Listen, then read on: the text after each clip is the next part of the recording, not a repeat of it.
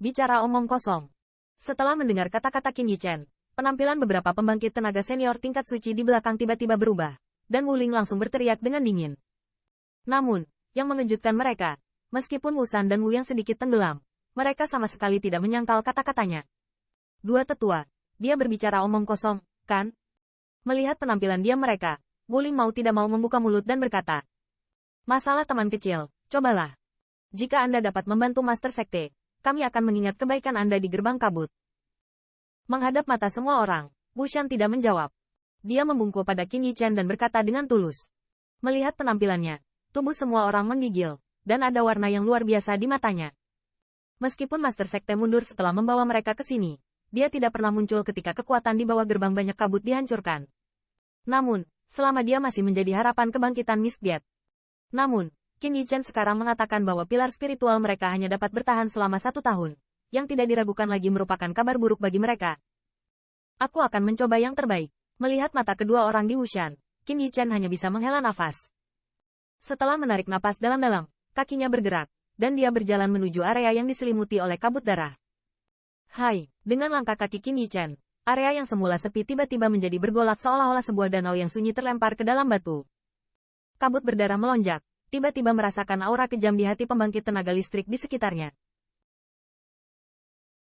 Apakah Master Sekte benar-benar mengalami kecelakaan?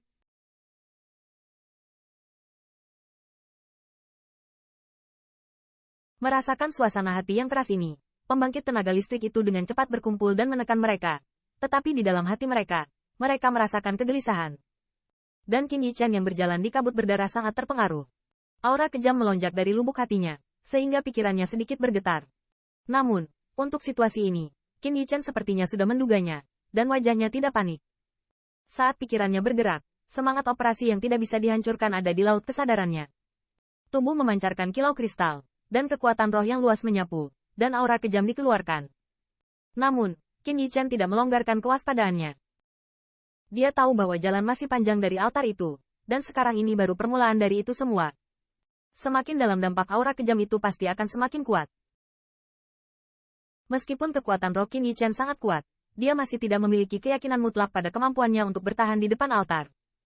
Selama berjalan seperti itu, Qin Yichen tampaknya tidak terpengaruh oleh kabut berdarah yang bergejolak, dan langkah kakinya tidak berhenti dengan kecepatan berapapun, dan dia berjalan menuju altar pusat dengan kecepatan yang sangat cepat.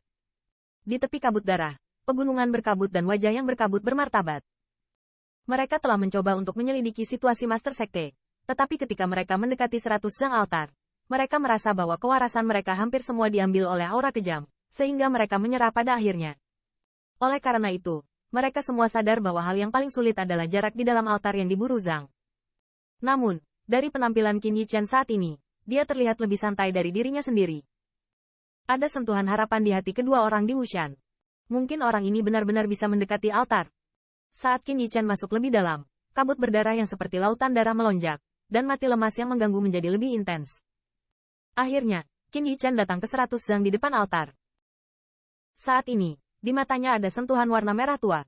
Pada dirinya, gelombang True Origin yang ganas dari waktu ke waktu, dan jelas bahwa bahkan dengan suaka kekuatan roh di sini, dia merasa agak berat. Apakah orang ini mengandalkan jenderal? Merasakan jenis fluktuasi yang muncul dari tubuh Qin Yichen karena beberapa di luar kendali, Wuling dan yang lainnya tidak dapat membantu tetapi memiliki sedikit keraguan. Meskipun reputasi Qin Yichen memang luar biasa, mereka tidak menyangka orang ini bisa mendekati Master Sekte mereka dan bahkan Wu Shan Wu yang tidak bisa melakukannya. Bagaimana orang ini bisa berhasil?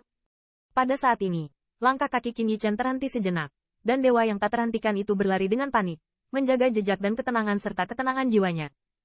Setelah cukup lama, jenis fluktuasi yang tak terkendali di tubuhnya perlahan-lahan mereda, dan tatapannya menatap altar di depan. Di ruang di depannya, kabut darah tebal hampir di mana-mana, dan melalui kabut darah tebal itu, musik dapat melihat sebuah altar besar. Di atasnya, ada beberapa simbol cahaya kuno yang muncul. Ini rune terhubung bersama seperti penghalang, membungkus altar. Namun, di altar itu benar-benar dipenuhi dengan warna merah tua, dan bahkan penglihatan Qin Yichen tidak dapat melihatnya.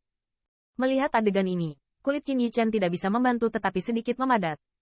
Tampaknya Master Sekte dari gerbang kabut juga mengetahui masalah yang dia temui. Sebelum menutup retret, dia tidak lupa meletakkan formasi seperti itu. Tanpa isolasi formasi ini, Saya khawatir pembangkit tenaga gerbang kabut di sarang bawah tanah ini akan terpengaruh olehnya. Dan bahkan dibantai sampai mati. Ini benar-benar merepotkan. Melihat altar seperti sel darah besar, Qin Yichan mati rasa dengan kulit kepala. Dia sudah samar-samar menebak apa yang terjadi di keluarga kekaisaran kabut air. Dapat memengaruhi ras tingkat penguasa, tetapi juga membiarkan pembangkit tenaga gerbang air tiba-tiba melonjak. Melihat seluruh 10.000 benua, saya khawatir hanya 5 klan yang mampu. Selain itu, situasi Master Sekte Gerbang Kabut saat ini mungkin karena pengaruh klan mimpi buruk. Jika tidak ditemukan lebih awal, seharusnya sudah jatuh. Namun, bahkan Master Sekte Gerbang Kabut tidak punya waktu untuk mengingatkan dirinya sendiri tentang sekte tersebut setelah menyadarinya, dan bahkan dirinya sendiri berada dalam krisis seperti itu. Memikirkan sekelompok mimpi buruk, Qin Yichan juga tahu mengapa Sui Jinglong menembaknya. Setelah keluarga klan berdarah dalam masalah, dan darah Yeyu terbunuh, dia pasti diingat oleh Nihma Clan. Sekarang tampaknya keluarga kekaisaran Watermist telah terkikis oleh Nihma Clan.